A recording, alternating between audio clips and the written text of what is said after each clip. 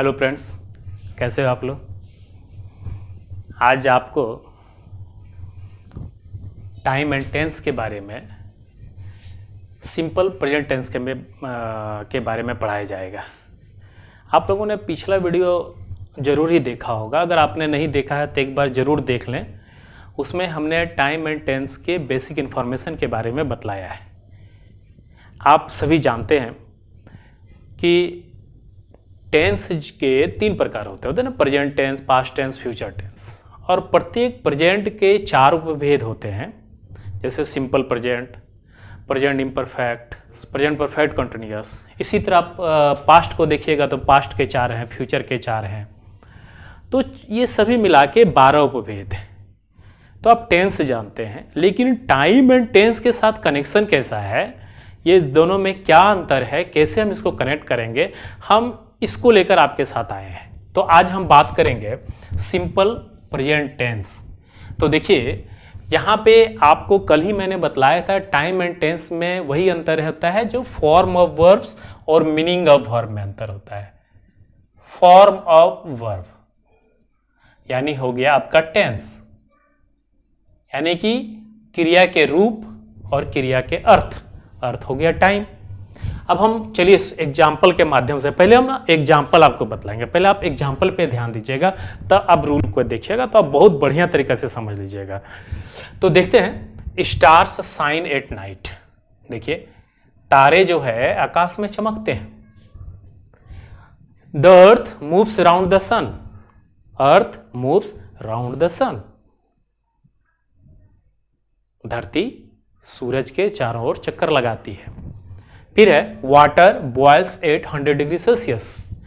अब ये देखिए, ये तीनों सेंटेंस में आपको क्या पता चलता है। इसमें यह है कि टू एक्सप्रेस, ये क्या कर रहा है, एक्सप्रेस कर रहा है, अभिव्यक्त कर रहा है जनरल ट्रूथ को, यूनिवर्सल ट्रूथ को, या कोई सिद्धांत को अभिव्यक्त कर रहा है। तो रूल 1 आप जान गए कि ऐसे वाक्य जिससे हमारा यथार्थ सत्य का बोध हो, कोई सिद्धांत का बोध हो, कोई परमानेंट सत्य का बोध हो, तो हम उसको सिंपल प्रेजेंट टेंस में लिखते हैं। ऐसे वाक्यों से चिरंतन सत्य या सिद्धांत का बोध होता है, और इसलिए इससे प्रेजेंट, पास्ट और फ्यूचर तीनों प्रकार के टाइम का बोध होता है। रूल नंबर 1 देखिए, आपका ये जो इंग्लिश ग्रामर है वो आपके 9, 10, 11, 12 के साथ साथ कंपटीशन के को ध्यान में रखते हुए मैं पढ़ा रहा हूँ। बहुत सारे छात्रों का कहना था, हमारे बहुत सारे जो छात्र पास आउट हो गए थे बोले थे कि सर एक वीडियो बनाइए। तो ऑनलाइन क्लास तो मेरा 9 से 10 और 10 से 11 डेली चलता ही है, सारे बच्चे जुड़ते ही हैं। जो बच्चे जुड़ नहीं पाते हैं वैसे बच्चों के लिए मैं यूट्यूब में लेके आया हूँ। अब देखिए पहला रूल हो गया, to express general universal truth या प्रिंसिपल। आप इसको देख लीजिएगा। फिर अब देखिए नेक्स्ट एग्जांपल देखिए, we hear with our ears. हम लोग अपने कानों से सुनते हैं, आँखों से देखते हैं, मुंह से बोलते हैं। तो ये जो है क्या है, ये हमारा अस्थाई कार्य है ना, परमानेंट एक्शन है। फिर देखिए यहाँ पे, द रोज स्मेल्स स्वीट। गुलाब अच्छी महक देती है, खुशबू देती है, ये उसका स्वभाव है, ये स्वभाव को दर्शाता है। ही लिव्स इन इंडिया, ये उसका परमानेंट एक्शन है।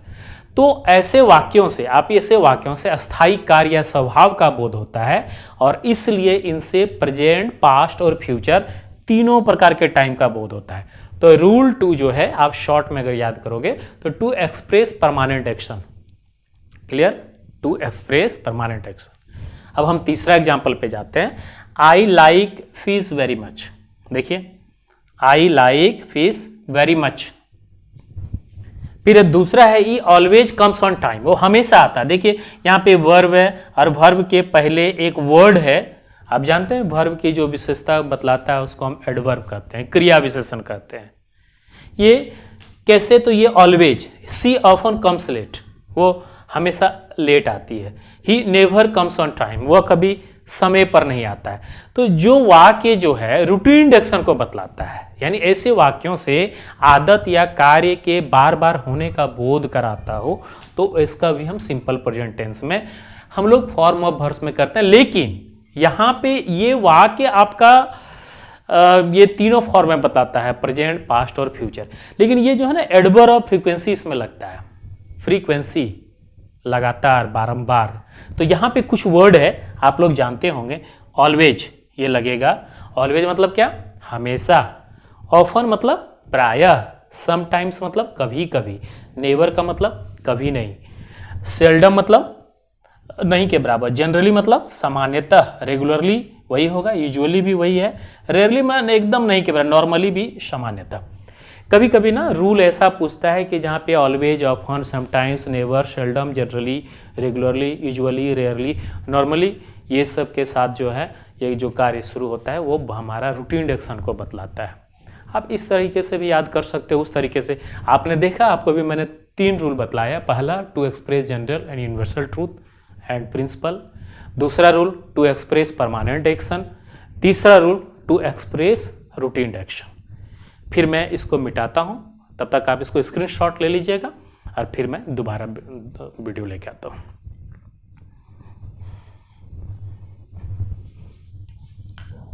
Welcome back. फिर से आप इसको बढ़िया से देखिएगा। आज अगला देखिए, the chief minister comes to Deoghar tomorrow. पिछले वीडियो में हमने इसी मैटर पे एक सेंटेंस दिया था, एग्जाम्पल दिया था, my uncle comes home tomorrow. तो किसी ने कमेंट किया कि सर इसमें जो है विल कम होना चाहिए। तो ठीक है, इसमें एक्चुअली क्या होता है कि जब कोई प्लान्ड होता है, कोई आप एक्शन, कोई भी चीज़ अगर ऑफिशियल भी, कुछ लोग बोले कि इसमें ऑफिशियल प्लान्ड एक्शन होता है, तभी सिंपल प्रेजेंट टेंस का होता है। तो प्रत्येक ग्रामर अलग अलग कहती है, आप इसको एक बार और अपने स्तर से देख। लेकिन हम जहाँ तक जान रहे हैं कि कोई भी एक्सप्रेस प्लान्ड फ्यूचर एक्शन अगर मैंने अपने घर से भी किया या कोई ऑफिशियली हुआ, तो वहाँ भी सिंपल प्रेजेंट टेंस का इस्तेमाल किया जा सकता है। जैसे देखिए, सी गेट्स मैरिड नेक्स्ट ईयर। आप देख रहे हैं चीफ मिनिस्टर कल आने वाले हैं देवघर, यानी कि ऑफिशियली प्लान्ड हो गया कि वो आने वाले हैं। तो वैसे सेंटेंस में आप ये नहीं लिखोगे कि the chief minister will come to Deoghar tomorrow, will come. अगर ये टाइम आपने मेंशन कर दिया तो यहाँ पे विल नहीं लगेगा, फ्यूचर। फिर इसी तरह she will get married next year नहीं होगा, चूंकि आपने फिक्स कर दिया। उन्होंने जो है यहाँ पे देखिए, to express planned future action.